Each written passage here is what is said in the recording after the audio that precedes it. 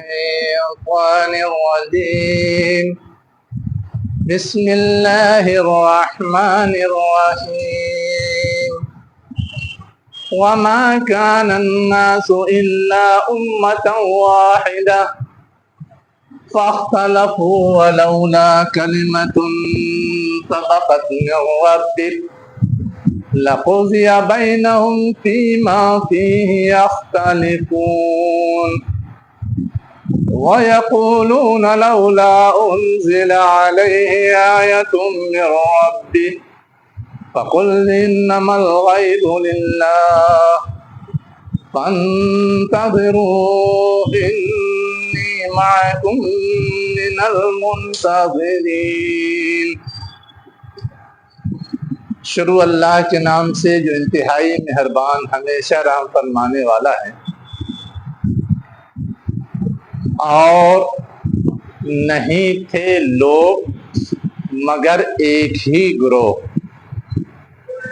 امت اس گروہ کہتے ہیں جو ایک اصول کے ماننے والے، ایک ہی اصول کے ماننے والے گروہ۔ فاختلفوا، پھر ان میں اختلاف ہوا۔ ولولا کلمۃ سبقت من ربک، اور اگر فیصلہ تیرے رب کی طرف سے پہلے نہ ہو چکا ہوتا، لقضی بینہم، تو فیصلہ چکا دیا جاتا یا مسئلہ حل کر دیا جاتا ان کے درمیان اس معاملے میں جس میں وہ اختلاف کرتے ہیں۔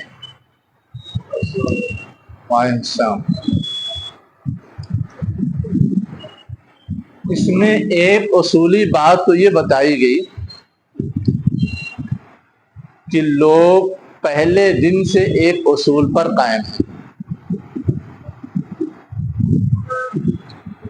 جو دنیا کے فلاسفر ہیں وہ کہتے ہیں کہ پہلے تو انسان جہالت میں مبتلا تھا، دھیرے دھیرے ایڈوانس ہوا ہے اور علم کی روشنی سے آشنا ہوا تو بہت کچھ سیکھا اس نے۔ یہاں یہ بتایا جا رہا ہے کہ پہلے دن سے انسان ایک اصول کا پابند تھا،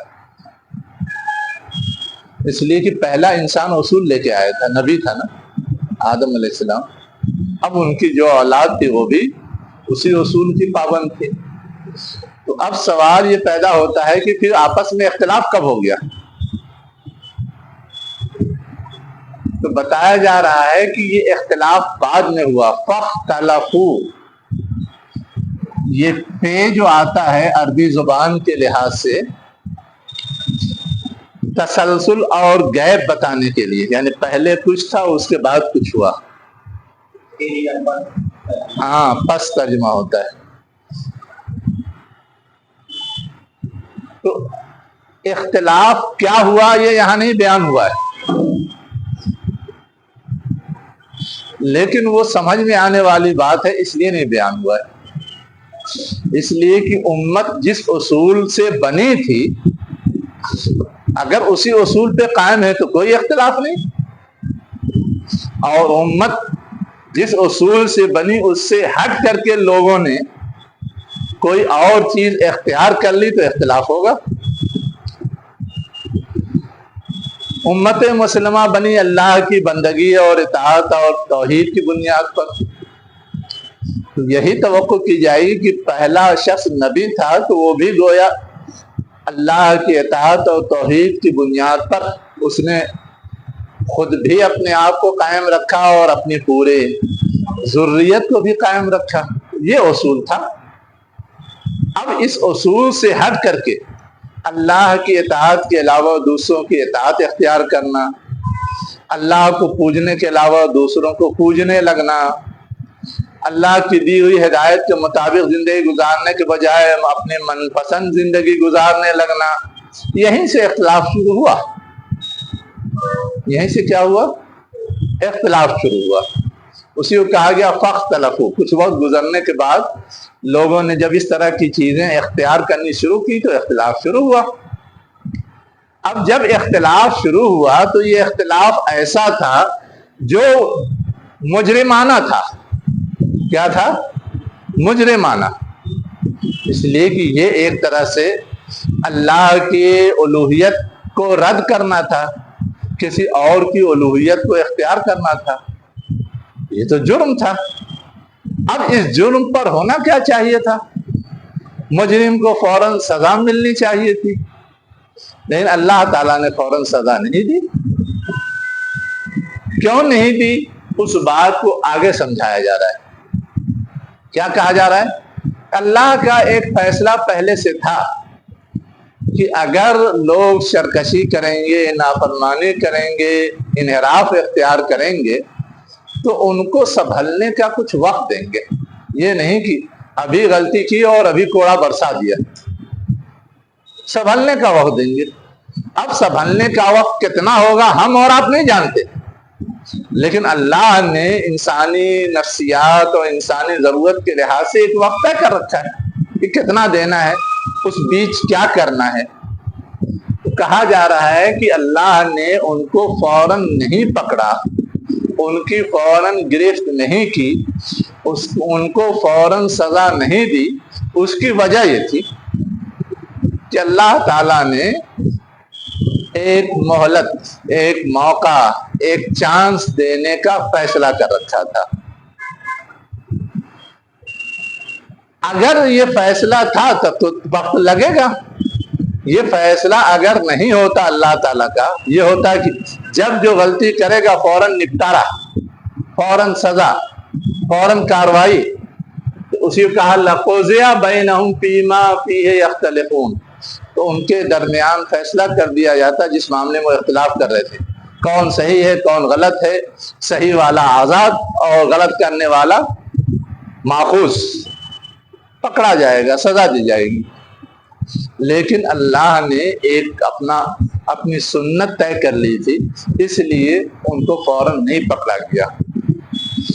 اب یہ بات جو یہاں سنائی گئی وہ اصلاً یہ سمجھانے کے لیے سنائی گئی ہے کہ اللہ کی یہ سنت صرف پہلے کے لوگوں کے لیے نہیں تھی، اللہ کی یہ سنت ہر دور کے لوگوں کے لیے ہے۔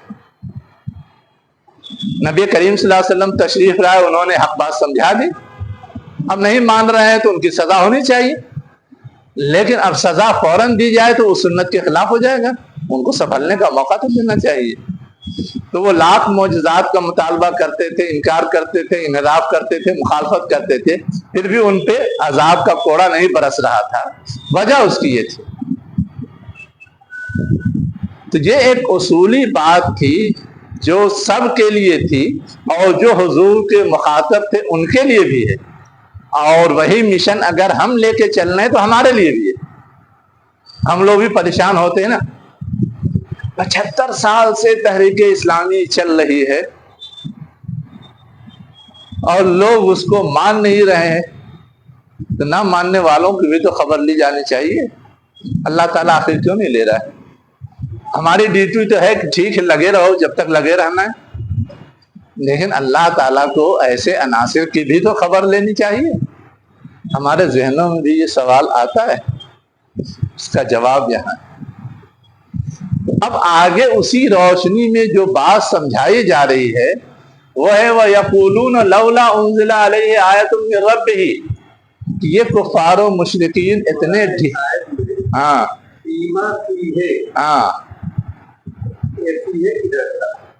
ماں کی طرف، یہ ماں کی طرف جا رہا ہے۔ اللہ تعالیٰ ان کے درمیان فیصلہ کر دیتا اس چیز میں جس میں وہ اختلاف کرتے تھے۔ اصل میں یہ فیہ پہلے آ گیا ہے تو آپ کو تھوڑا سا اٹپٹا لگ رہا ہے، اس کو یہاں پہ لے آئیے، اب سمجھ میں آیا؟ اصلاً اس کا تعلق اختلاف سے ہے، اور اس فیما کا تعلق قضا سے ہے۔ تو اب آپ کو سمجھ میں آ جائے گا، اس معاملے میں جس میں وہ اختلاف کر رہے تھے اللہ تعالیٰ فیصلہ سنا دیتا۔ ٹھیک ہے، اور کوئی سوال؟ تو میں یہ بتا رہا تھا کہ اس وقت جو نبی کریم صلی اللہ علیہ وسلم کے زمانے میں مخاطب تھے آپ کے، تو ان کا ڈھیٹ پن اور ان کی ہٹ دھرمی یہاں تک بڑھ گئی تھی عذاب نہ آنے یا گرفت نہ کیے جانے کی وجہ سے کہ وہ کہنے لگے لولا انزل علیہ آیۃ من ربہ، ہم تو کہہ رہے ہیں کہ اللہ کی نشانی یا اللہ کا عذاب آ جائے، نہ عذاب ہی آ رہا ہے نہ اللہ تعالیٰ نشانی ہی دکھا رہا ہے۔ اب نشانی سے مطلب مراد یہ ہے کہ جو وہ مطالبہ کر رہے ہیں وہ، ورنہ نشانی تو بہت ساری دکھائی جا چکی تھی، لیکن جس نشانی وہ مطالبہ کر رہے ہیں کہ پہاڑ کو سونا بنا دیا جائے، اب وہ نہیں بنایا جا رہا ہے۔ اس کا مطلب یہ ہے کہ اللہ کے یہ نمائندے نہیں، اسی لیے اللہ تعالیٰ ان کی سپورٹ میں نہیں کھڑا ہو رہا ہے۔ یہ ایسے اعتراضات تو پہلے کے انبیاء پہ بھی ہمیشہ رہے ہیں اور حضور کے زمانے بھی رہے۔ تو اب آگے اللہ تعالیٰ حضور کو خطاب کر کے کہہ رہا ہے فَقُلْ، وہ یہ کہتے ہیں تو تم کہہ دو، کیا کہہ دو؟ اِنَّمَا الْغَيْبُ لِلَّهِ فَانْتَظِرُوا إِنِّي مَعَكُمْ مِنَ الْمُنْتَظِرِينَ۔ غیب تو اللہ کا اختیار ہے، وہ نشانی بھیجتا ہے نہیں بھیجتا ہے، تمہارے مطالبے کو مانتا ہے نہیں مانتا ہے، تم اگر زیادہ سرکشی دکھاتے ہو تو تم پر اس کا عذاب نازل ہوتا ہے کہ نہیں ہوتا ہے، اس کے بارے میں مجھے کوئی علم نہیں، میں غیب کا علم نہیں رکھتا، جتنا اللہ تعالیٰ بتاتا ہے اتنا جانتا ہوں۔ ہاں اگر بہت زیادہ تمہیں اصرار ہے تو تم بھی انتظار کرو، دیکھو اللہ تعالیٰ کب تمہارے بارے میں کوئی فیصلہ کرتا ہے، میں بھی انتظار کرتا ہوں کہ دیکھو تمہارے بارے میں کیا فیصلہ ہوتا ہے۔ اتنا تو کہہ دو، ہوگا تو کوئی نہ کوئی فیصلہ ضرور، لیکن کب ہوگا تم بھی انتظار کرو، میں بھی انتظار کرتا ہوں، میرے پاس غیب کا علم نہیں۔ اب یہاں پر یہ تو ایک اصولی جواب دیا گیا، اگلی آیات میں ایک نفسیاتی جواب دیا جا رہا ہے۔ کون سا جواب؟ نفسیاتی، انسانی نفسیات کا لحاظ کر کے کیا کہا جا رہا ہے؟ وَإِذَا أَذَقْنَا النَّاسَ رَحْمَةً مِّن بَعْدِ ضَرَّاءٍ مَسَّتْهُمْ، اور جب ہم نے لوگوں کو مزہ چکھایا رحمت کا تکلیف کے بعد جو انہیں لاحق ہوئی تھی، اذا لہم مکرن فی آیاتنا، تو اچانک وہ ہماری آیات کے سلسلے میں چالیں چلنے لگے۔ قل اللہ اسرع مکرن، کہہ دو کہ اللہ زیادہ تیز ہے چال کے اعتبار سے۔ ان رسولنا یکتبون ما تمکرون، بے شک ہمارے نمائندے لکھ رہے ہیں وہ تم چال چل رہے ہو۔ اب یہ تو جملہ ایسا ہے کہ اس سے بات آپ کو ماتھے میں آئے گی نہیں آسانی سے، جب تک آپ کے سامنے اس آیت کا بیک گراؤنڈ نہیں ہوگا۔ اس آیت کا بیک گراؤنڈ اس سے پہلے آیا ہے، آیت نمبر 11-12 میں، جہاں اہل مکہ پہ قحط کا تذکرہ ہے۔ کس کا تذکرہ ہے؟ قحط کا۔ اور وہ قحط 1-2 دن نہیں رہا تھا ان کے اوپر، 7 سال تک۔ کتنے دنوں تک؟ 7 سال تک۔ اور جو تدبیر بھی وہ اس قحط کے خاتمے اور اپنے معبودوں سے رجوع کر کے اس کے ختم ہونے کے بارے میں کر سکتے تھے، سب کر کے تھک گئے، تو اخیر میں اللہ ہی یاد آیا کہ ان سب سے اوپر اللہ ہے، وہی کچھ کر سکتا ہے، تو خود بھی اس سے رجوع کیا اور حضور کی خدمت میں بھی پہنچ کر کے درخواست کی کہ آپ دعا کر دیجئے، جیسے موسیٰ علیہ السلام سے فرعون نے اور دوسرے لوگوں نے درخواست کی تھی، ایک بار نہیں بار بار کی اور ہر بار پلٹ جاتے تھے۔ تو اصلاً اسی کی طرح اشارہ ہے یہاں کہ ان کو قحط سے اللہ تعالیٰ نے دوچار کیا تھا، جس سے وہ پریشان تھے، جب بالکل عاجز آ کر کے اپنے سارے معبودوں سے مایوس ہو گئے تو اللہ سے رجوع کیا. اس وقت بھی اللہ نے اپنے فضل سے اس قحط کے سلسلے کو ختم کر دیا. اسی کو کہا اذقنا الناس رحمتن، لوگوں کو ہم نے رحمت یعنی بارش بھیجی، فصل ہونے لگی، ماحول ٹھنڈا ہو گیا، تو سب رحمت ہی رحمت ہے. اب جب اللہ تعالیٰ نے قحط کا سلسلہ ختم کر دیا تو بجائے اس کے کہ پہلے انہوں نے یہ احساس کر لیا تھا کہ قادر مطلق اللہ تعالیٰ ہے، تو اللہ تعالیٰ کو قادر مطلق پھر ہمیشہ کے لیے مان لینا چاہیے نا. لیکن جیسے ہی قحط ختم ہوا، مختلف ہیلے بہانوں سے اپنی پرانی روشی پر قائم رہے، اس لیے کہ وہاں تو چودراہٹ بھی جڑی ہوئی تھی نا. اگر وہ مان لیتے تو چودراہٹ ختم ہوتی.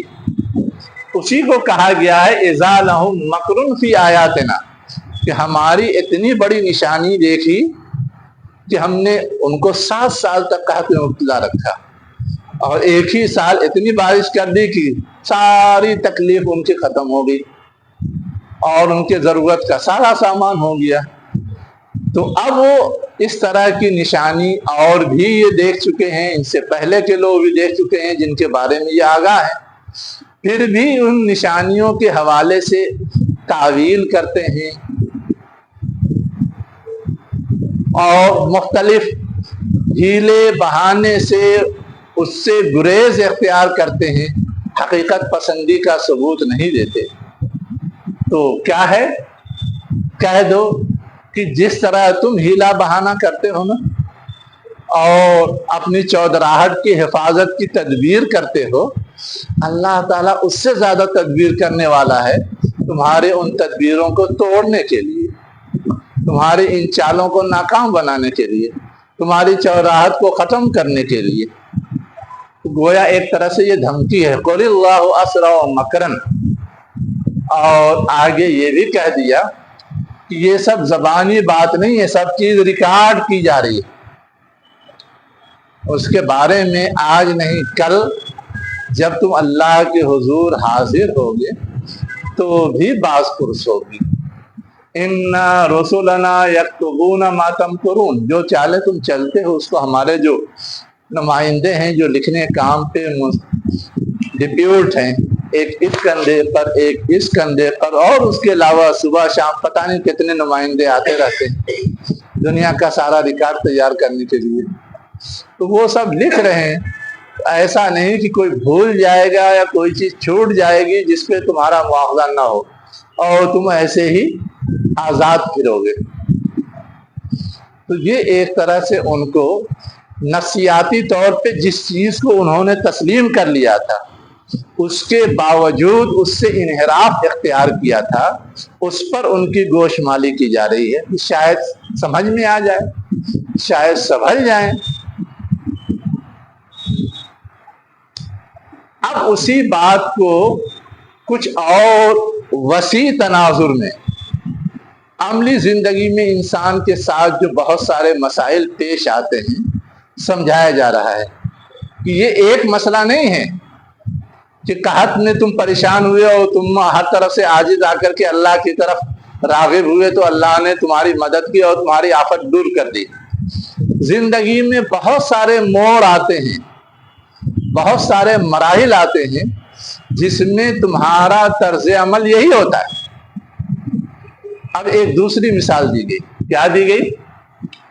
اللہ ہی کی وہ ذات ہے جو تم کو خشکی اور تری میں چلاتی ہے. خشکی اور تری میں چلاتی کا مطلب یہ کہ خشکی اور تری میں جب تم سفر کرتے ہو تو اللہ تعالیٰ ہی نے ایسا نظام اور سسٹم بنا رکھا ہے کہ تم سفر کر سکو. جانوروں کو تمہارے قابو میں کر دیا، جانور پہ سوار ہو کے سفر کرتے ہو. پانی کو تمہارے قابو میں کر دیا، کشتی پہ سوار ہو کر کے سفر کرتے ہو. اور اب تو اس سے ایڈوانس ہے، پرندوں کی پیٹرن کو اخذ کر کے ہوائی جہاز بنا لیا، اس پہ اڑتے ہو. اب یہ سب کس نے تمہیں سجھایا اور کیسے یہ چیز ممکن ہے اور ان ساری چیزوں کو اتنا ہموار تمہارے لیے رکھا کہ تم ان کو اپنے بنائے ہوئے منصوبے کے مطابق یوز کر سکو؟ اللہ نے کیا ہے. اسی کا وہی ذات ہے جو تمہیں خشکی اور تری میں چلاتی ہے. اب اس کے بعد مثال دی جا رہی ہے حتی اذا کنتم فی الفلک، یہاں تک کہ جب تم کشتی میں ہوتے ہو، وَجَرَيْنَا بِهِمْ بِرِيحٍ طَيِّبَةٍ، اور وہ کشتیاں چلتی ہیں ان کے ساتھ. ان کے ساتھ جو ان کشتیوں میں سوار ہوتے ہیں. بِرِيحٍ طَيِّبَةٍ، ایسی ہوا کے ذریعے جو سازگار ہوتی ہے، سوٹ کرنے والی ہوتی، اچھی ہوتی ہے. ورنہ کبھی مخالف ہوا ہو تو کشتی چلتی ہے؟ نہیں چلتی ہے. تو طیبہ کا مطلب یہاں نہیں ہے کہ پاک. طیب کا مطلب ہوتا ہے وہ چیز جو راس آئے، وہ چیز جو سوٹ کرے، وہ چیز جو مفید ہو، فائدہ پہنچائے. تو کہا کہ ایسی ہوا جو تمہارے لیے کارآمد ہوتی ہے، موزوں ہوتی ہے، تمہیں راس آنے والی ہوتی ہے، وہ ہوا کشتی کو لے کے چلتی ہے. وَفَرِحُوا بِهَا، اور تم خوشی خوشی سفر کرتے ہو، خوش ہو جاتے ہو کہ اللہ نے موافق ہوا چلا دی، ورنہ مخالف ہوا چلاتا تب تو سفر ہی نہیں ہوتا. اسی کا وَفَرِحُوا بِهَا، اور اس سازگار ہوا سے وہ خوش ہوتے ہیں. لیکن کبھی کیا ہوتا ہے جاءتها ریح عاصف، ان کے اوپر یعنی ان ہواؤں، ان کشتیوں پر اکھاڑ پھینکنے والی. آصف بولتے ہیں اکھاڑ پھینکنا. جیسے ہم لوگ گھاس ہوتی ہے ہاتھ سے کھینچ کے اکھاڑ کے پھینک دیتے ہیں، اور طوفان کیا کرتا ہے درختوں کو بھی اکھاڑ کے پھینک دیتا ہے، مکانوں کو بھی اکھاڑ کے پھینک دیتا ہے. آصف کا مطلب وہ ہے جو اتنا زور آور ہو کہ مضبوط سے مضبوط چیز کو بھی اس کی بنیادوں سے اکھاڑ کے دور پھینک دے. تو ہوا کے اندر بھی یہ خاصیت اللہ نے رکھی. اور ہوا جب اور گمبھیر شکل اختیار کر لیتی ہے تو اور زیادہ کسی بھی چیز کو اکھاڑ کے پھینک دیتی ہے. اب ہم لوگوں نے کبھی سنا ہوگا سائیکلون، سنا ہے؟ سونامی بھی ہوا ہی ہے. وہ جو سونامی کی شکل بنتی ہے وہ ہوا کی بدولت ہی بنتی ہے. وہ بھی سمندر کے اور سمندر کے کنارے کی آبادیوں کو بالکل اجاڑ دیتی ہے. اور سائیکلون تو یہ کہ خشکی پر. ایک مرتبہ تو آپ کے اعظم گڑھ میں سرائے میر نے پورے ٹرین کا ڈبہ اور انجن ہی اڑا کے پھینک دیا تھا. ہاں ہاں بالکل عملی بات ہے، یہ پیش آیا ہم لوگوں کے سامنے، ہم لوگوں نے دیکھا ہے. سرائے میر ہی اسٹیشن کے پاس بتاؤ پورا ڈبہ پورا انجن اڑا دیا تھا. تو یہ ہوتا ہے. تو کہا جا رہا ہے کہ جاءتها ریح، یعنی ان کشتیوں پہ کبھی کبھی ایسی ہوا آتی ہے جو اکھاڑ پھینکنے والی ہوتی ہے. وجاءهم الموج من كل مکان، اور ہوا اتنی تیز ہوتی ہے کہ ہر جگہ سے موج آتی ہے، اٹھتی ہے، جس کو ہم اپنی زبان میں کہہ سکتے ہیں. اب موج اگر تیز تیز خوب اٹھے تو بھی خطرہ لاحق ہو جاتا ہے. کشتی میں پانی آ جائے گا، کشتی ڈاواڈول ہوگی تو ہم گر جائیں گے، کچھ بھی ہوتا ہے. وَظَنُّوا أَنَّهُمْ أُحِيطَ بِهِمْ، اور وہ گمان کرتے ہیں کہ وہ گھیر لیے گئے. ظن مانے تو گمان، اور احاطہ مانے کیا ہوتا ہے گھیرنا. وہ کیا ہوئے گھیر لیے گئے. اب اس وقت ان کو اپنا کوئی جھوٹا معبود یاد نہیں آتا، چاہے وہ لات ہو، چاہے عزا ہو، چاہے حبل ہو، چاہے یہاں اور کوئی ہو، ہے نا. یہاں سب سے اخیر میں اصلی بھگوان ہی یاد آتا ہے. جب اس طرح کی آفت آتی ہے تو اصلی بھگوان ہی یاد آتا ہے، وہ انسانی نفسیات. اسی کو کہا جا رہا ہے दाउ अल्लाह मुखलिसीन लहुद्दीन, जब ये सूरत हाल होती है तो वो अल्लाह को पुकारते हैं, उसके लिए इताअत को खालिस करते हुए। यानी ये ज़हन में तसव्वुर होता है, अब तक तो जितनी गलती हुई, अब तो उसी भगवान की कृपा से हम बचेंगे और अब उसी भगवान को मानेंगे और उसी की बात पे अमल करेंगे। ये भी एक अंदरूनी एहसास होता है, चाहे बाद में फिर डंडी मार जाए, लेकिन ये इंसानी नफ्सियात है जो इस तरह की आफतों के मौके पर, अब जैसे लोगों को मौजी अमराज हो जाते हैं, हादसा हो जाता है गंभीर किस्म का, तो फिर अल्लाह ही याद आता है। जब कैंसर में डॉक्टर कह देता है कि 4th स्टेज में है, अब बचने कोई इम्कान नहीं है, तो सिवाय इसके और कोई एहसास नहीं पैदा होता कि अल्लाह चाहेगा तो शफा होगी, वरना अब नहीं होने वाली है। फिर वो सारे डॉक्टर फेल, सारी दवाइयां फेल, सारा तिब्बी सिस्टम फेल, बस अल्लाह ही है एक जो कर सकता है। इंसान भी सोचने लगता है। उसी नफ्सियात को यहाँ उजागर किया गया है। हाँ, वो भी अभी मिसाल के तौर पे उस वाक़े को पेश किया जाता है कि वो क्या करते हैं, अल्लाह को पुकारते हैं, उसके लिए इताअत को खालिस करते हुए। लइन अंजयतना मिन हाज़िही लनकुनन्ना मिनश शाकिरीन, और एहसास क्या होता है उनका, अगर तूने इस आफत से हमें निजात दे दी तो हम जरूर भी जरूर शुक्रगुजारों में से होंगे।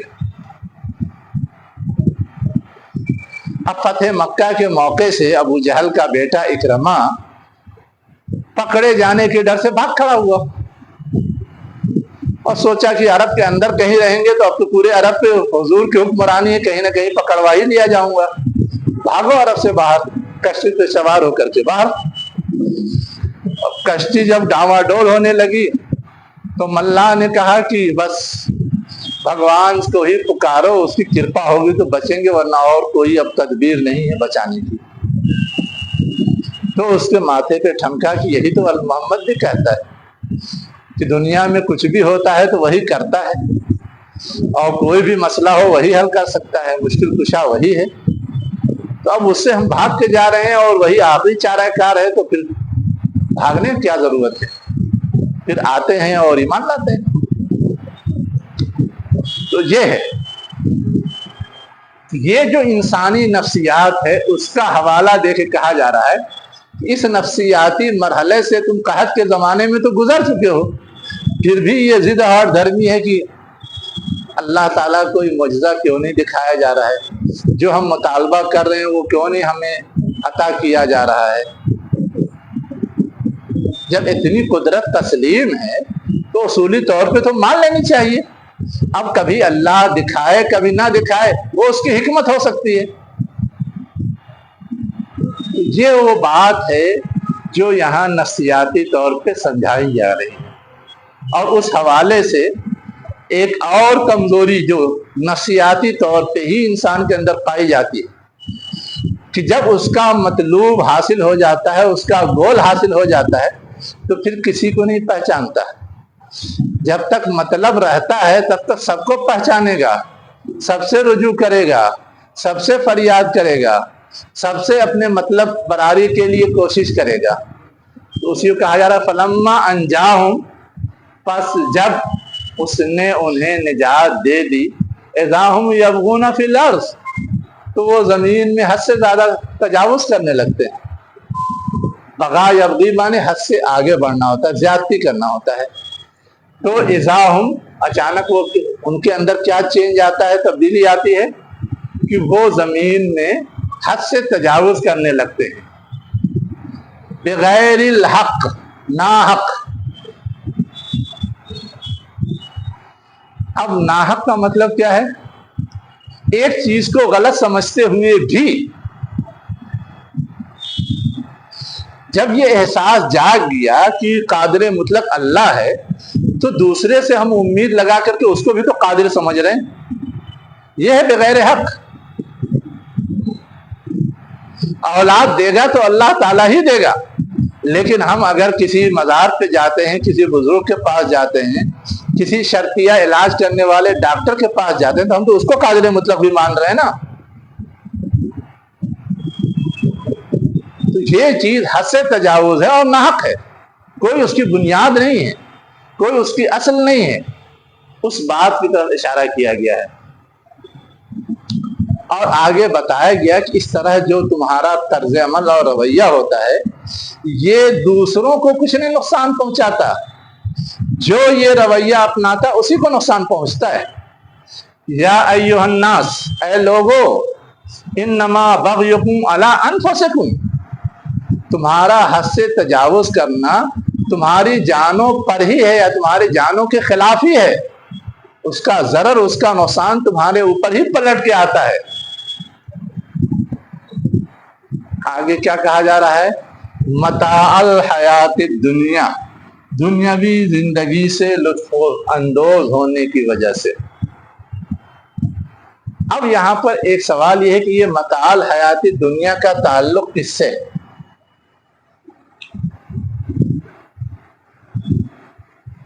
انسان جو بغی اختیار کرتا ہے، حد سے تجاوز اختیار کرتا ہے، کس چکر میں؟ دنیا کا زیادہ سے زیادہ آرام، دنیا کی زیادہ سے زیادہ سہولت، دنیا کی زیادہ سے زیادہ کشش سے فائدہ اٹھانے کے لیے اسی کو کہا گیا۔ یہ متاع تو کہتے ہی اس چیز کو جس سے فائدہ اٹھایا جائے، جس سے لطف حاصل کیا جائے، جس سے مزہ حاصل کیا جائے۔ اب آپ کس سے مزہ حاصل کرتے ہیں؟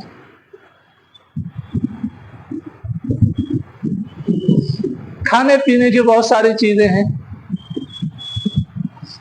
ٹیسٹ دیکھتے ہیں کس کا اچھا ہے وہی کھاتے ہیں، چاہے وہ نقصان دہ ہو۔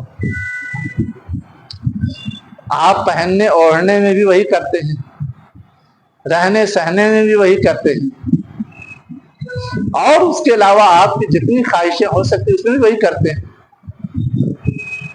آپ دیندار اور بااخلاق سے شادی کرنے کے بجائے حسینہ ڈھونڈتے ہیں، کیا ہے یہ؟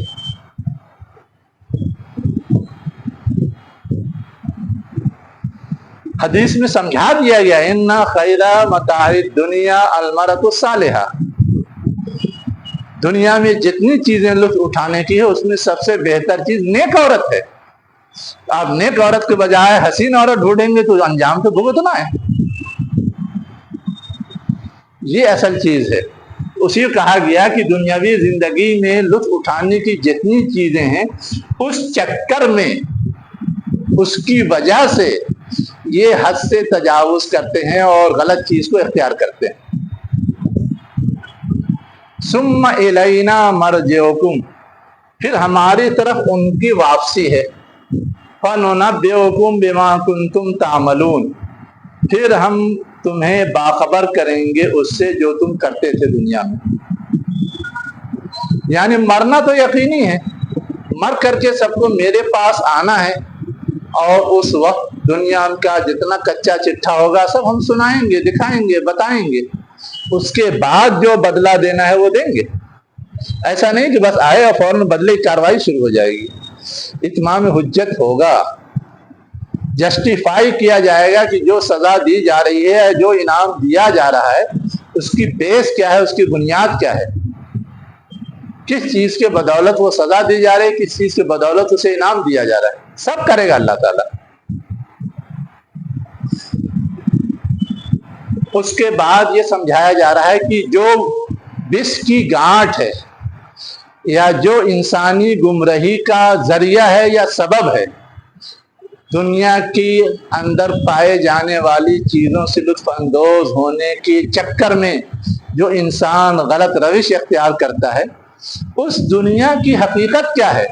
کیا وہ ایسی چیز ہے کہ اس کے لیے اپنی عاقبت برباد کر لی جائے، اپنی آخرت تباہ کر لی جائے، اپنی دنیا کی زندگی کو بھی خسارے میں ڈال دیا جائے؟ نہیں ہے ایسا۔ اب اس بات کو سمجھانے کے لیے آگے ایک اور مثال دی گئی، سب مثالیں ہی دی جا رہی ہیں۔ اس کا مطلب کیا ہے کہ ایک دائی کو عقلی دلائل دینا چاہیے، مشاہداتی دلائل دینا چاہیے، نفسیاتی دلائل دینا چاہیے، جس سے انسان روز مرہ واسطے میں آتا ہے، تعلق میں آتا ہے، آسانی سے سمجھے گا۔ اب اس کو ایران توران کی نئی پرانی کہانی سنائیں اور یہ چیز جو آسانی سے سمجھ میں آ سکتی ہے وہ نہ سنائیں، تو یہ چیز اس کے لیے بہت زیادہ حق کی راہ نہیں کھولتی۔ لیکن جب دلائل حجت قائم کر دی جاتی ہے تو پھر حق کی راہ آسانی سے کھلتی ہے۔ آخر کیا وجہ ہے؟ تھوڑا سا آپ غور کیجیے۔ قبول اسلام کی رفتار مغرب میں زیادہ ہے اور ہمارے مشرق میں کم۔ وہاں لوگ تحقیق کر رہے ہیں، کیوں ہے؟ آخر بہت سارے اسباب کے ساتھ ساتھ یہ بھی سبب ہے کہ وہ ہر چیز کو عقلی، منطقی، سائنسی یا دلیل اور حجت کی روشنی میں سننے اور سمجھنے اور اپنانے کے عادی ہیں۔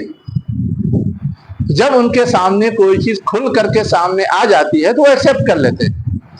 ہمارے یہاں روایت پرستی، شخصیت پرستی، اکابر پرستی صرف مسلمانوں کی بات نہیں ہے، ہمارے جو مخاطب ہیں ان کا بھی یہ مرض ہے۔ یہاں کے جو مشرکین ہیں، یہاں کے جو کفار ہیں، یہاں کے جو غیر مسلمین ہیں، ان کا مرض بھی وہی ہے۔ برے صغیر کا ہی معاملہ ہے یا پھر اس کے بعد بر صغیر اور بر صغیر سے اٹیچ جو علاقے رہے ہیں، اور بر صغیر سے اٹیچ علاقہ چائنا بھی ہے، اٹیچ ہی ہے نا۔ ہمالیہ کے اس پار ہم لوگ ہیں، ہمالیہ کے اس پار وہ۔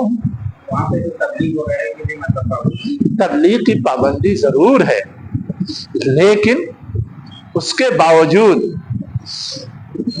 اللہ کی کتاب تو ہر جگہ پہنچی ہوئی ہے، اسلام کا چرچا تو ہر جگہ ہے۔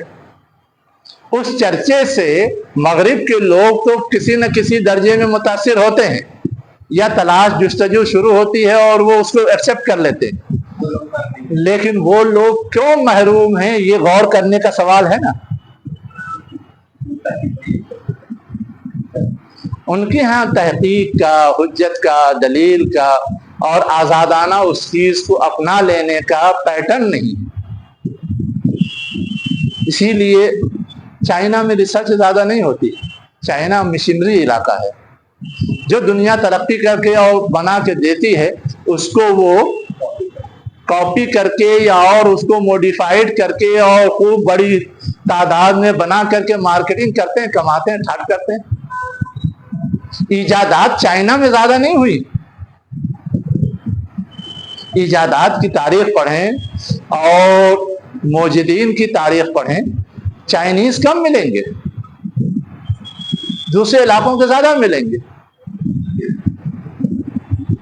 وجہ اس کی وہ جو اندھ بھکتی یا یہ سمجھ لیجئے کہ عقل کا استعمال کم اور نقل کا استعمال زیادہ، یہ جو انداز ہے یہ سب اس کے اثرات ہیں۔ جی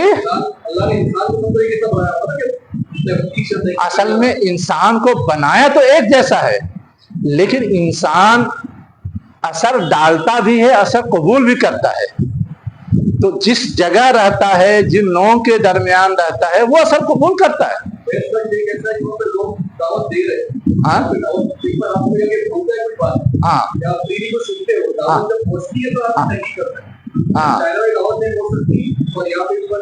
ایسا بالکل دروازہ بند نہیں ہے آج کی ایڈوانس دنیا میں۔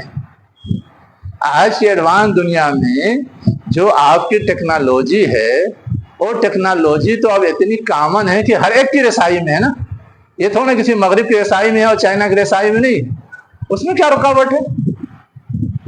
اصل چیز یہ ہے کہ ایک حدیث کے اندر جو اشارہ کیا، کل مولود یولد علی الفطرہ فابواہ یہودانہ ویمجسانہ وینصرانہ۔ کیا مطلب ہے اس کا؟ کہ انسان پیدا تو ہوتا ہے اپنی اصل فطرت پر، لیکن جو سب سے قریب ان کے ہیں والدین، وہ اگر یہودی ہیں تو وہ یہودی رنگ میں رنگ جاتا ہے، وہ اگر نصرانی ہیں تو وہ نصرانی رنگ میں رنگ جاتا ہے، وہ اگر مجوسی ہیں تو وہ مجوسی رنگ میں رنگ جاتا ہے۔ تو ویسے ہی جہاں جہاں لوگ رہتے ہیں وہاں جو رنگ پایا جاتا ہے اس رنگ میں رنگتے ہیں۔ تو اللہ تعالیٰ نے پیدا تو سب کو بالکل آزاد کیا ہے اپنی جگہ، کہیں بھی دنیا میں پیدا ہو، لیکن یہ سب رنگ چڑھتا ہے، اس کی وجہ سے یہ ساری صورتحال۔ جی، تو میں اصل میں اس بات کی طرف اشارہ کر رہا تھا کہ ہم دائی گروہ ہیں، قرآنی دعوت کے علمبردار ہیں، ہمیں اس قرآن کے اپروچ کو اپنے دعوتی کام میں استعمال کرنا چاہیے۔ اگر ہم یہ استعمال کریں گے تو جیسے عرب کی کایا پلٹ ہو گئی، ویسے کسی کی بھی کایا پلٹ ہو سکتی ہے، کسی کی بھی کایا پلٹ ہو سکتی ہے۔ اس لیے کہ جہاں تک اس بیماری کا تعلق ہے کہ لوگ روایت پسند ہوتے ہیں، ہر نبی کی دعوت کے جواب میں ان کے امتیوں یا ان کے قوم کے لوگوں نے یہی کہا، ہم نے باپ دادا کو اس طریقے سے پایا ہے، اس کو کیسے چھوڑ دیں۔ روایت پسندی تو اتنی ہے کہ اے سی کا پانی گر رہا تھا، ایک ویڈیو آئی ہے، اے سی کا پانی گر رہا، اس کو بقاعدے لوگ لگا کے ہاتھ پہ مانے تھے۔ وہ بھی تو فائدہ پہنچا رہا ہے، ہر فائدہ پہنچانے والی چیز بھگوان ہے۔ چلیے، تو اصل میں میرا اشارہ اصلاً اس بات کی طرف تھا کہ ہم لوگ جہاں ہیں وہاں وہ کمزوری اپنی جگہ، لیکن قرآن نے ہمیں جو طریقہ سکھایا ہے اس طریقے کو ہمیں اپنانا چاہیے، اور اس کی روشنی میں اور اسی انداز میں ہمیں اپنی داعیانہ ذمہ داری ادا کرنا چاہیے۔ یہ اصل بات ہے جو میں سمجھانا چاہ رہا تھا۔ اب اس کے بعد آگے کیا بتایا جا رہا ہے؟ انما مثل الحیات الدنیا، دنیاوی زندگی کی مثال کا مائن، اس پانی کی طرح ہے، انزلناہ من السماء، جو ہم نے کیا کیا؟ آسمان سے نازل کیا ہے۔ فاختلط بہ نبات الارض، پس اس پانی کے ذریعے زمین کے پودے آپس میں خلط ملط ہو گئے، مل گئے۔ اب آپس میں مل گئے، اس سے کوئی معنی مطلب نہیں سمجھ میں آتا۔ اختلاط مانے تو آپس میں ملنا ہوتا ہے، خلط ملط ہونا ہوتا ہے، لیکن سیاق کے لحاظ سے کون سی تعبیر اس کی بہتر ہوگی وہ سوچنا ہوگا۔ تو ہمارے جو مترجمین ہیں وہ عموماً اختلاطہ کا ترجمہ یہاں کرتے ہیں گھنا ہونا۔ فاختلط بہ نبات الارض، پس زمین کے پودے اس پانی کے ذریعے اتنے زیادہ اگائے کہ وہ آپس میں بالکل خلط ملط ہو گئے اور بالکل گھنی فصل ہوئی، کم نہیں ہوئی، بہت زیادہ ہوئی۔ تو عموماً اختلاطہ کا ترجمہ معنی کو ادا کرنے کے لیے گھنا ہونے سے کیا ہے، ٹھیک ہے، ورنہ معنی اس کا لفظی وہی ہے، آپس میں مل جل جانا، خلط ملط ہو جانا۔ اب آپس میں مل جانا، خلط ملط ہو جانے کا مطلب ہے کہ زیادہ تعداد میں ہے، بھیڑ ہے نا، اور گنجائش سے زیادہ ہے۔ اب یہاں پہ کھڑے ہونے کی جگہ 100 لوگوں کی ہے، 150 لوگ آ جائیں گے تو سب خلط ملط ہوں گے، دھکا مکی ہوگی، وہی تو ہے اختلاطہ۔ جبکہ ہر پودے کو الگ الگ ہونا چاہیے، لیکن جب بہت زیادہ ہو جاتے ہیں تو خلط ملط ہوتے ہیں، اسی کو کہا گیا ہے۔ یعنی اللہ تعالیٰ نے پانی کے ذریعے جو فصل اگائی وہ خوب اگائی، اچھی اگائی، بہت زیادہ مقدار میں اگائی، مما یاکل الناس، جس سے کہ لوگ کھاتے ہیں، اور صرف لوگ ہی نہیں کھاتے، یہاں پہ آپ نے ال شاید چھوڑ دیا ہے، دیکھیے والا نام ہے نا، جس سے لوگ کھاتے ہیں اور چوپائے کھاتے ہیں، جانور کھاتے ہیں۔ حتی اذا اخذت الارض زخرفها، یہاں تک کہ جب زمین پکڑتی ہے زخرفہا. اب یہ نیا لفظ ہے جو پہلی بار آیا. بی جے پی جب دوسری بار اقتدار میں آ رہی تھی تو اس وقت ایک نعرہ لگایا تھا شائننگ انڈیا. کیا نعرہ لگایا تھا؟ شائننگ. شائننگ کا مطلب کیا ہے؟ چمکدار، جس کی کشش میں لوگ اس کی طرف متوجہ ہو جائیں. زخرف کا مطلب وہی ہے، پرکشش، چمکدار، جو اپنی طرف ہر ایک کو کھینچے. اب جب فصل اچھی ہوتی ہے تو ہر آدمی کہتا ہے ہاں اس بار بڑی اچھی فصل ہو رہی. اشارہ تو اس کی طرف ہے، لیکن لفظ جو ایسی ہے جو کھینچنے کا مفہوم رکھتی ہے، کشش کا مفہوم رکھتی ہے، چمک کا مفہوم رکھتی ہے. یہاں تک کہ جب زمین کیا ہوتی ہے زخرفہا، اپنے چمک کو لے لیتی ہے، یعنی چمکدار بن جاتی ہے، پرکشش بن جاتی ہے. وزینت، اور زمین کیا ہوتی ہے آراستہ ہو جاتی ہے. کیا ہوتی ہے؟ آراستہ ہو جاتی ہے یا زینت والی ہو جاتی ہے. ٹھیک. وَظَنَّ أَهْلُهَا، یہاں تنّا نہیں ہے.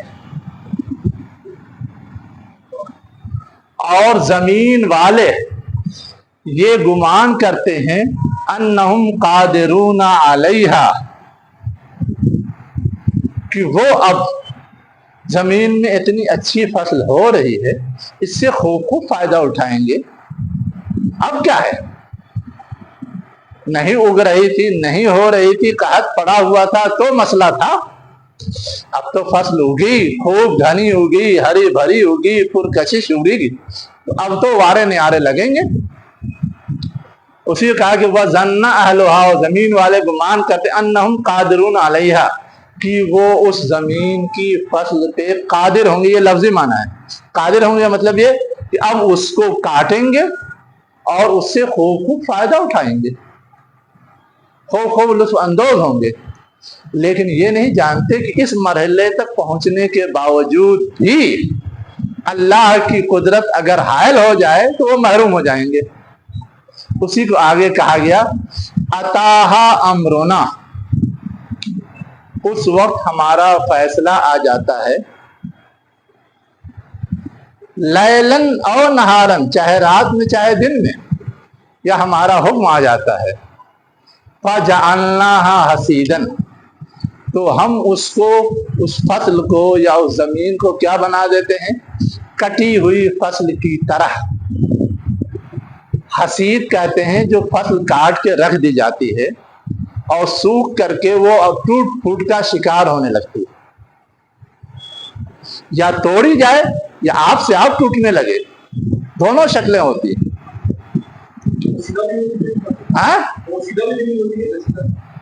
نہیں، بوسیدہ کا معنی نہیں ہوتا، صرف اس کے ٹوٹنے پھوٹنے ریزہ ریزہ ہونے یہاں تک معنی آتا ہے.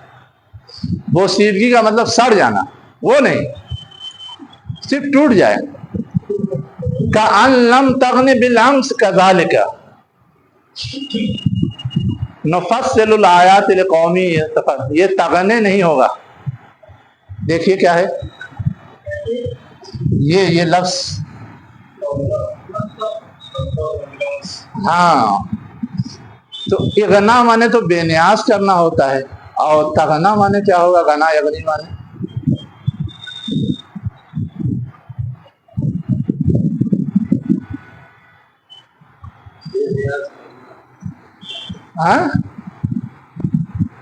بے نیاز کرنا تو اغناؤن مانے ہوتا ہے نا، اغنا یغنی. اس کے لحاظ سے تو کأن لم تغنے ہونا چاہیے نا. اب جب آپ روایات میں کھنگالیں گے تو آپ کو ملے گا کہ ایک قرأت تغنے بھی، لیکن یہاں جو قرأت حفص ہے اس میں تغنے ہی ہے. ایک ہے بے نیاز کرنا اور ایک ہے بے نیاز ہونا، اپنے آپ میں فائدہ پہنچانے کی پوزیشن میں ہونا.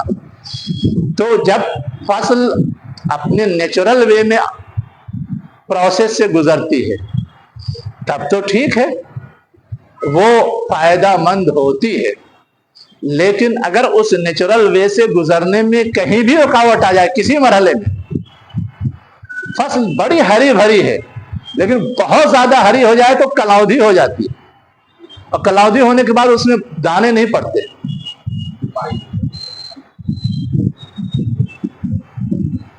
ویسے ہی دانے نکل آئے ہیں لیکن ابھی دودھ ہی ہے، اگر اولا پڑ جائے تو وہ دودھ سوکھ کر کے خراب ہو جاتا ہے. تو اب بظاہر جو بہت پرکشش تھا، ہرا بھرا تھا، گھنا تھا، وہ فائدہ دیتا، لیکن اب وہ فائدہ دینے جیسا نہیں رہا. یہ مفہوم ہے. تو کیا کہا جا رہا ہے؟ فَجَعَلْنَاهَا، پس ہم اسے ایسی کٹی ہوئی فصل بنا دیتے ہیں، کَأَن لَّمْ تَغْنِ بِالْأَمْسِ، گویا کہ اس نے کچھ بھی فائدہ نہیں دیا، وہ دینے کی اہل ہی نہیں رہ گئی. کل سے کا مطلب کل ہم امید لگائے ہوئے تھے کہ اس سے ہمیں فائدہ ہوگا، لیکن اسی وقت سے وہ گویا ہماری امید کے خلاف ہوگی. جب اللہ کا فیصلہ آ جاتا ہے تب ہماری امید دھری کی دھری رہ جاتی ہے. اب آگے اللہ تعالیٰ یہ کہہ رہا ہے کَذَلِكَ نُفَصِّلُ الْآيَاتِ لِقَوْمٍ يَتَفَكَّرُونَ، اسی طرح ہم نشانیوں کی وضاحت کرتے ہیں، تفصیل بیان کرتے ہیں، لقوم، ان لوگوں کے لیے، یتفکرون، جو سوچتے سمجھتے ہیں، جو غور و فکر کرتے ہیں، ان کے لیے ہم یہ مثالیں دیتے ہیں، ان کو سمجھانے کے لیے یہ ساری چیزیں ان کے سامنے رکھتے ہیں. یہ تو وہ حصہ ہے جو آج ہم نے پڑھا، لیکن ان سارے حصوں سے ہمیں رہنمائی کیا کیا ملی؟ سب سے پہلی رہنمائی تو یہ ملی کہ انسان نے انسانی شروعات یا آغاز کے سلسلے میں اپنے ذہن سے جو فلسفہ گڑھ لیا تھا وہ غلط ہے، کہ انسان کی ابتدا جہالت سے ہوئی. انسان کی ابتدا جہالت سے نہیں، علم سے ہوئی، حق سے ہوئی ہے، اصول کو اپنا کر کے ہوئی ہے. پہلے دن سے ہی انسان حق کا واقف کار رہا ہے، حق کو اپنانے والا رہا ہے، بعد میں بگاڑ آیا ہے. دوسری چیز جو ہمیں اور آپ کو سمجھائی گئی وہ یہ کہ اللہ تعالیٰ سے انسان جو بہت سارے مطالبے رکھتا ہے، تقاضے رکھتا ہے، رسول کے ذریعے رکھتا تھا، یہ یہاں بیان ہوا ہے. لیکن ہم لوگ بھی تو اپنے مسائل کے لیے فریاد اور دعا کرتے ہیں. تو اس وقت رسولوں کے ذریعے انہوں نے مطالبے رکھے، فوری اس کا جواب نہیں ملا. اس کی وجہ کیا بتائی گئی؟ کہ اللہ کی ایک سنت ہے، وہ ساری چیزوں کو دیکھ کر کے اس طرح کے معاملات میں فیصلہ لیتا ہے، فوراً نہیں، موقع دیتا ہے سنبھلنے کا، سدھرنے کا. ویسے ہی ہم اور آپ جو اپنے مسائل اللہ کے حضور رکھتے ہیں، تو ہمارے مسائل کے حوالے سے بھی کبھی ایسا ہوتا ہے کہ فوراً قبول ہو جاتا ہے، کبھی ایسا ہوتا ہے کہ نہیں قبول ہوتا، دیر سے قبول ہوتا ہے یا نہیں ہی ہوتا ہے. تو وہاں بھی سبب اور ریزن یہی ہوتا ہے کہ اللہ نے ایک اصول اپنے بندوں کے سلسلے میں طے کر لیا ہے، کون سی دعا اس کی قبول کرنی ہے، کون سی نہیں کرنی ہے. اب کوئی یہ دعا کرے کہ میں مروں ہی نہیں، تو یہ اللہ تعالیٰ قبول کرے گا؟ کوئی یہ دعا کرے کہ میرے ماں باپ کافر دے پھر بھی جنت دے دے، تو اللہ تعالیٰ قبول کرے گا؟ کیوں منع کر دیا اپنے نبی تک کو بھی کہ اپنے والدین کے لیے اس طرح کی دعا مت کرو، کفار اور مشرکین کے لیے تم دعائے مغفرت مت کرو، اس لیے کہ وہ دعا قبول ہونے والی ہے ہی نہیں.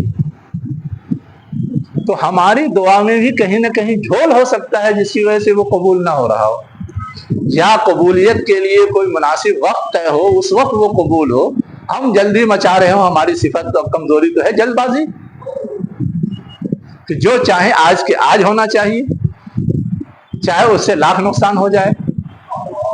تو جو دوسری بات سمجھائی گئی ہے وہ یہ کہ اپنی فریاد اپنے مطالبے رکھنا انسان کی ضرورت ہے، انسان کی مجبوری ہے، لیکن اللہ تعالیٰ ہر بات کا جواب فوراً دے دے اور ان کی چاہت کے مطابق دے دے یہ ضروری نہیں۔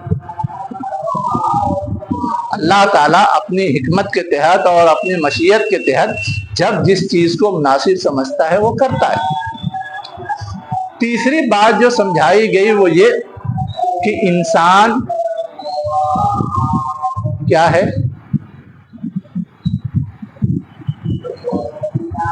جلد باز ہے، یہ نہیں، ہیلا باز۔ اس میں جلد بازی کا کہیں کوئی ذکر نہیں آیا ہے۔ ہیلا بازی کا ذکر ضرور آیا ہے کہ پہلے تو یقین دہانی کرائی کہ ہمارا مطالبہ پورا ہو جائے گا، کہ ہماری بات مان لی جائے گی تو ہم بھی مان لیں گے، ایمان لے آئیں گے، شکر گزار ہو جائیں گے۔ اور جب وہ چیز پوری ہو جاتی ہے تو مختلف ہیلے بہانے سے پھر وہی پرانے دھرے پہ چلتا ہے، اس لیے کہ اسے دنیا میں کچھ خطرات محسوس ہوتے ہیں اور چودراہٹ کا خطرہ سب سے بڑا خطرہ محسوس ہوتا ہے۔ تو یہ ہر انسان کے ساتھ لگا ہوا ہے، اس کے لیول کے لحاظ سے، اس کی سطح کے لحاظ سے۔ پانچویں چیز جو اس میں ہمیں اور آپ کو سمجھائی گئی ہے کہ انسان جو بگاڑ میں مبتلا ہوتا ہے اس کا اصل سبب کیا ہے۔ ہم لوگ آج دنیا پرستی کہتے ہیں، وہی ہے متاع الحیات دنیا، اور اس کے لیے کوئی استثناء نہیں، عام انسان بھی اور ایک مومن بھی جو بگڑتا ہے تو اس کے لیے بھی سبب وہی ہوتا ہے۔ ہم اور آپ بھی محسوس کرتے ہیں، اچھے اچھے لوگ دنیا پرستی میں مبتلا ہو کر کے پتہ نہیں کیا کیا کرنے لگتے ہیں، کس نچلی سطح تک پہنچ جاتے ہیں۔ ہم لوگ خود مشاہدہ کرتے ہیں اور بلیم کرتے رہتے ہیں، فلاں عالم ایسا، فلاں یہ ایسا، فلاں زاہد ایسا، فلاں پیر ایسا، فلاں لیڈر ایسا۔ اور ایک آخری چیز جو سمجھائی گئی وہ یہ کہ اصل میں دنیا کی حقیقت کو سمجھنا ضروری ہے، تبھی دنیا کے بارے میں ہم حقیقت پسند بن سکتے ہیں، ورنہ ہم دھوکے میں رہیں گے۔ اگر ہم دنیا کی حقیقت سمجھ جائیں تو ہمارا آخرت پہ ایمان مضبوط بھی ہوگا، پختہ بھی ہوگا، اور ہم دنیا میں سنبھل کے زندگی گزاریں گے۔ وآخر دعوانا ان الحمد للہ رب العالمین۔